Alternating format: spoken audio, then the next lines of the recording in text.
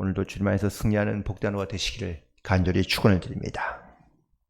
오늘은 역대하의 마지막 부분을 함께 읽어보았는데요. 남유다의 마지막 4명의 왕에 대한 이야기가 기록되어져 있습니다. 신앙의 부흥과 혹은 또 나라의 부흥을 꿈꾸었던 요시야 왕이 죽고 난 다음에 이 남유다는 아주 급격하게 멸망의 길을 걷기 시작합니다.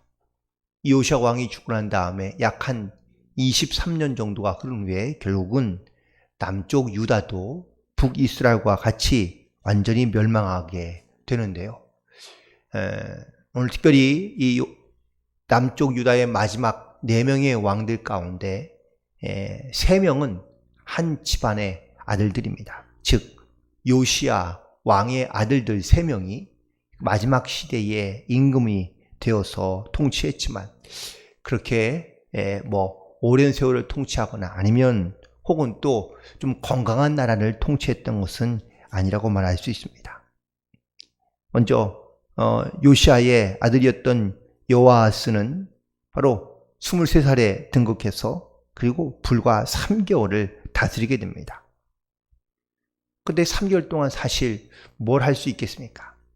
그냥 잠깐 올랐다가 다시 그냥 폐위되는 그런 왕으로밖에 기록되어 있지 않고요.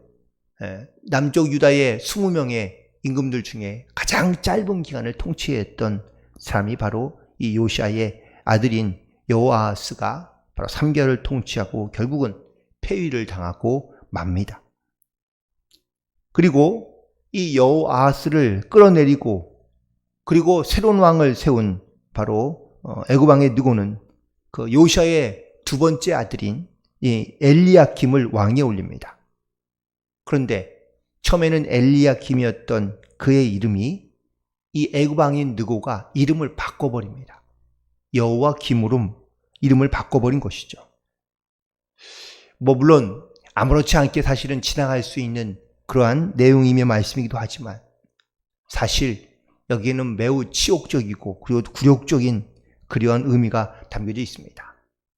예를 들면 별로 생각하고 싶지는 않은 이야기일 수 있긴 하겠지만 일제시대에 대부분 다 우리가 자기의 이름을 갖고 있었지만 자기의 이름을 쓰지 아니하고 일본인 이름으로 쓸 수밖에 없었던 것이 바로 그 통치하는 나라 혹은 또 그 다스리는 나라의 속국의 백성으로서 살아가야만 한다는 것을 의미하고 있기 때문인 것이죠.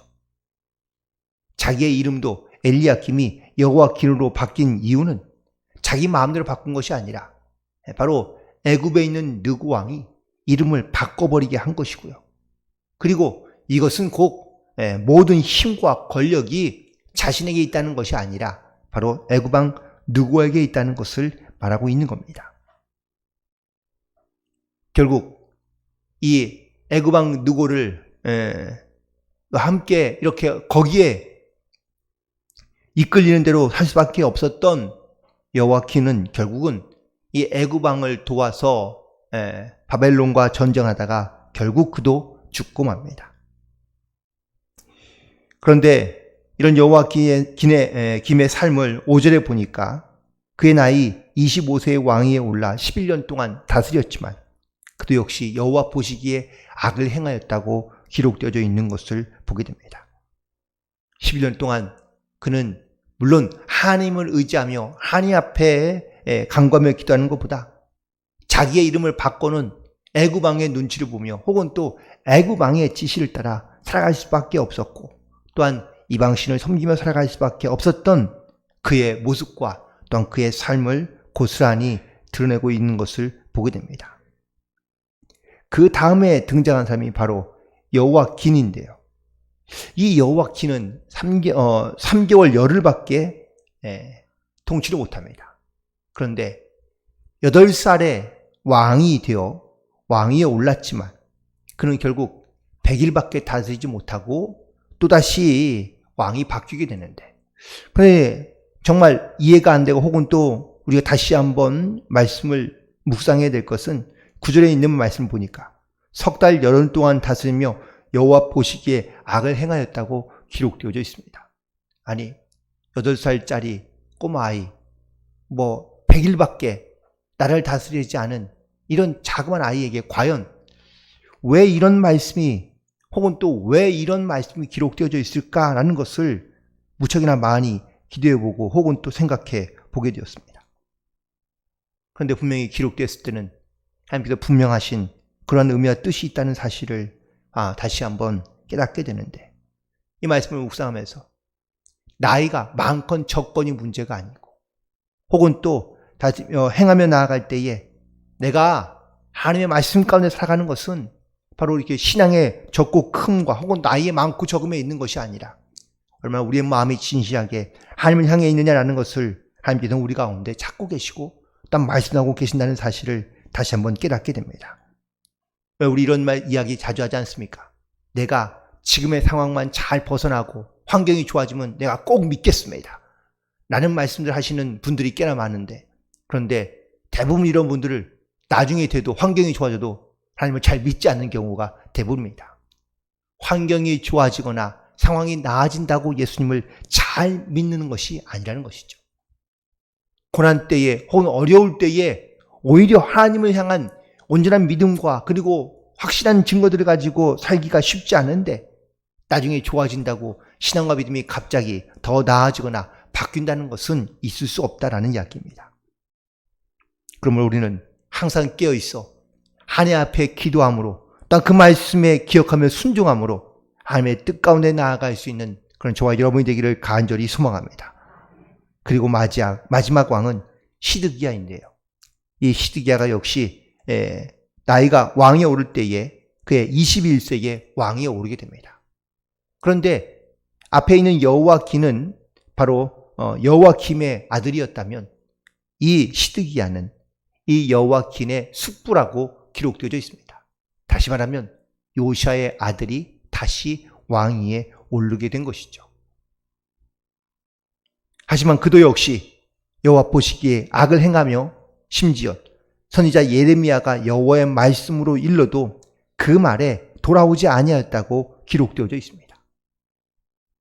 하나님의 말씀을 들음에도 불구하고 그는 하나님 앞에 회개하지 못하며 나아가지 못함으로 말미암아 결국 그 시드기야의 마지막 통치를 통하여 남유다는 결국은 다 멸망하고 말게 되는데요. 특별히 이 말씀 가운데 좀 주목해야 될 부분이 한 부분인데 그건 바로 14절입니다. 모든 제사장들의 우두머리들과 백성도 크게 범죄하여 이방 모든 가증한 일을 따라서 행했다고 기록되어져 있습니다. 결국 지도자가 특별히 요시아 왕 때에는 하나님 앞에 회개하며 하나님의 성전에서 유월절을 철저하게 지키고 말씀 가운데 순종하는 삶을 살기 시작하자 온 백성들이 함께 하나님의 말씀을 지키며 따라갔던 이스라엘 백성들이었지만 이제는 다시 이방신을 섬기며 이방신을 따라 행하는 일들을 그들은 멈추지 않고 또한 이 가증한 일을 따라서 행하였다고 기록되어져 있는 것을 보게 됩니다.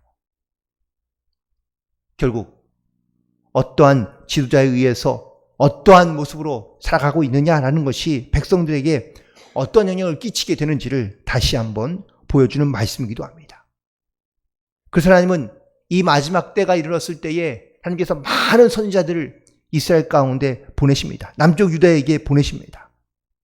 하지만 16절에 있는 말씀을 보니까 그의 백성이 하나님의 사신들을 비웃고 그의 말씀을 멸시하며 그의 선지자들을 욕하여 여호와의 진노를 그 백성에게 미치게 하여 회복할 수 없게 되었다고 기록되어져 있습니다. 특별히 이 남유다가 멸망할 때에 많은 선지자들이 이때에 활동하였습니다. 에스겔, 다니엘, 하박국, 스바냐 등등 많은 예레미야 등 많은 선지자들이 사실 이때에 나타나서 하나님의 말씀을 대언하며 선포하였지만 그 말씀을 듣고 회개하며 돌아오는 이스라엘 백성들이 없었다라는 사실입니다.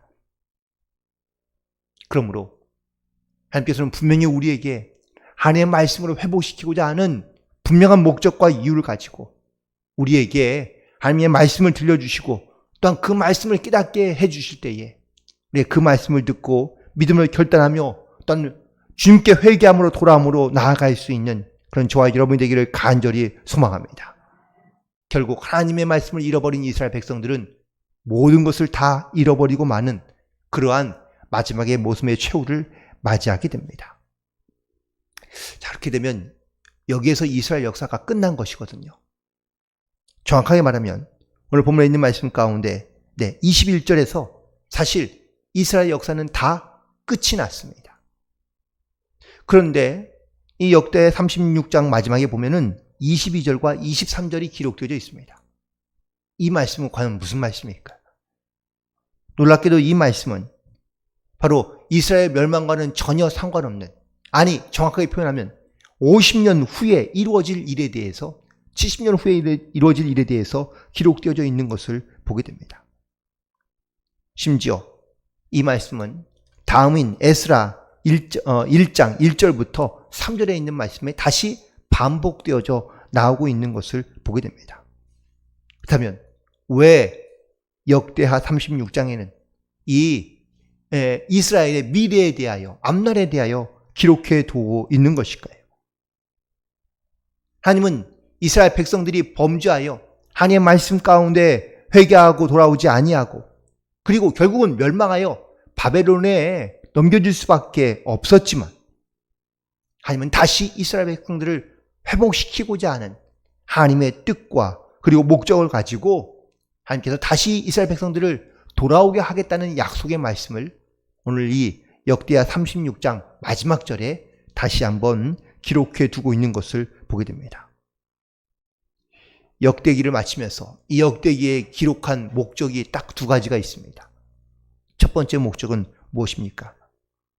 포로에서 돌아온, 바벨론의 포로에서 돌아온 70년 만에 돌아온 이스라엘 백성들이 하나님의 말씀을 듣고 또한 이 말씀을 묵상하며 지키게 하기 위하여, 이스라엘 백성들을 격려하기 위하여 이 말씀을 기록해왔다라는 것이죠. 하나님의 언약은 반드시 지키며, 하나님은 신실하신 분이기 때문에 이스라엘 백성들이 하나님을 배신하고 떠났을지라도 하나님께 다시 그들을 예루살렘으로 돌아오게 하며, 또한 다시 그분을 신뢰하면 내가 너의 하나님이 되고 너희는 나의 백성이 되리라고 하시는 말씀을 바로 이스라엘 백성들에게 듣게 하기 위하여, 또한 말씀하기 위하여 기록되었다는 목적이 하나 있고요. 더불어서 두 번째 목적은, 그러니 너희들은 이방신을 섬기지 말며 우상을 섬기지 말고 하나님을 섬기며 하나님을 바라보며 하나님의 말씀 가운데 순종하는 삶을 살아가려고 하나님께서는 이 역대기의 말씀을 기록해 두었다라는 사실입니다. 이스라엘 백성들은 늘 우리는 하나님이 택하신 백성이라는 이 선민 세상을 가지고 살아갔습니다.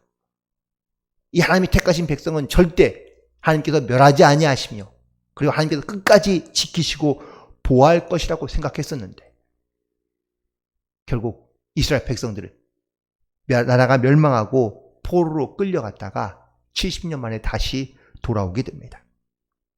이 말은 아무리 하나님이 택한 백성일지라도 하나님을 신실하게 섬기지 않는다면 하나님께서 그를 결국은 버리거나 아니면 깨닫게 하신다라는 사실을 말씀해 주고 있습니다. 하나님은 우리가 이 땅에 살아가면서 멸망으로 끝나거나 아니면 또 우리가 하나님의 뜻을 버리고 이방신을 섬기며 이방을 따라가는 그러한 모습으로 살기를 원치 않으십니다. 영적으로는 결국 이런 악을 행하다가 하나님을 떠났다가 결국 멸망받고 지옥으로 떨어지는 것을 원치 아니하시는 하나님이시기에 하나님은 끊임없이 우리에게 말씀해주고, 또한 하나님의 말씀을 통하여 우리 가운데 깨닫게 해주시는 그런 은혜들을 우리 가운데 허락하고 역사하고 계시는 줄로 믿습니다.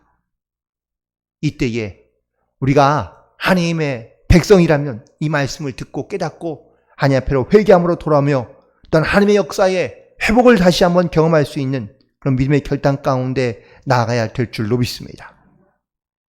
하나님은 여전히 우리와 함께 하실 뿐만 아니라 우리의 모든 인생과 그 문제들을 고쳐주시고, 그리고 하나님께서 우리 가운데 은혜 베푸시기를 원하시는 하나님이신 줄로 믿습니다. 우리가 그 은혜를 기억하며 감사함으로 살아갈 수 있는 믿음의 결단이 있게 되기를 간절히 소망합니다.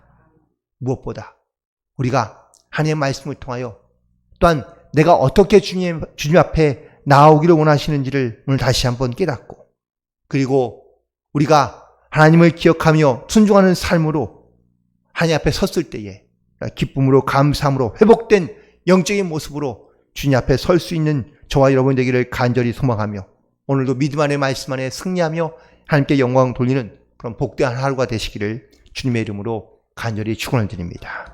기도하시겠습니다.